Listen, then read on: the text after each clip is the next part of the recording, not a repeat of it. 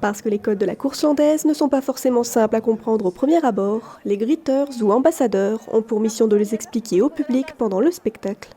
Moi, ça fait bientôt 3 ans que j'ai commencé, voilà. Déjà toute petite, je connais un peu la course landaise, je suis passionnée. Et après, voilà, après la fédération m'a proposé de faire des gritteurs, voilà, j'ai accepté. Oui. Donc les touristes vont à l'office, ils demandent qu'est-ce qu'il y a, donc s'il y a des courses landaises. Et du coup, voilà, après c'est eux, l'office, mais qui m'appellent pour voir si je suis intéressée pour faire des gritteurs, parce qu'ils ne connaissent pas. J'explique quand même, au départ, ce que c'est l'entraîneur, le courdier, l'écarteur. Et après, au fur et à mesure, ils commencent un peu à comprendre et voilà. Il va la placer et il va essayer de la faire repartir droite et qui arrive droit sur l'écarteur. Et après, vous avez le courdier, d'un petit coup, il va essayer de lui dévier la tête. Ah oui, oui. Voilà. Pour pas que, voilà, qu'il y ait une chute, voilà. Faut pas qu'il y ait, voilà. Un rôle accessible à tous, avec pour condition d'être passionné et de connaître les bases de la course landaise. Il faut savoir que le gritteur s'est fait ça bénévolement. Il n'y a pas du tout de formation, au contraire, il faut être passionné. Voilà. Après, la Fédération française course landaise a fourni pas mal de documents, qui est très bien fait. Donc je leur fais lire un peu ça et après, voilà, et après au fur et à mesure du spectacle, ils me posent des questions et tout se passe très bien. Et le juge, il se trouve où? Alors les juges, au-dessus vous avez des messieurs en chemise blanche. Ah oui, avec un ordinateur. Voilà, et là vous en avez là. Ah oui. Voilà, et c'est eux qui vont pointer.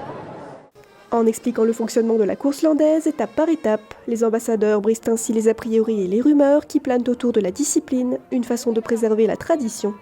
Vous voyez le chef là derrière, en jaune, il nous donne quelques conseils, qu'est-ce qu'il a fait, qu'est-ce qu'il faut faire.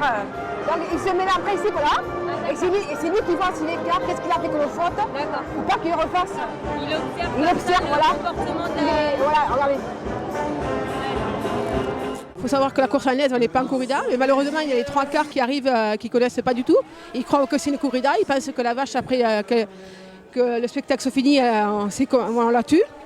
Et au contraire, je leur ai dit qu'au contraire, les choyer et les respecter.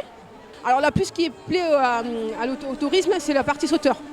Alors quand ils voient les sauteurs, alors là, ils trouvent ça fabuleux. Ça, c'est un show très dangereux. Ouais, là, Ah oui, là, ça doit être chaud. et après, en retombant, il ne faut pas qu'il perde ni la ceinture ni le béret, parce qu'autrement, il est pénalisé. Et il faut qu'il passe bien dans l'axe des cornes, au milieu des cornes. Oui, en plus. Et oui, parce que comme le jury est en face, et tout ça, c'est noté. Ah oui, mais attention, la course landaise, c'est pas... C'est pas pour tout le monde. Voilà. Enfin, faire appel à un ambassadeur, c'est aussi s'assurer une soirée conviviale et pleine d'échanges. Encore hier soir, j'étais avec des personnes de Montpellier et ça s'est très bien passé. Ils m'ont même invité à aller en vacances chez eux dès que je suis là-bas. Oui, c'est parce que c'est des échanges. Parce qu'au début, on passe la course landaise, mais après, on dévie sur leur tradition à eux, d'où ils arrivent et on passe de très très bons moments.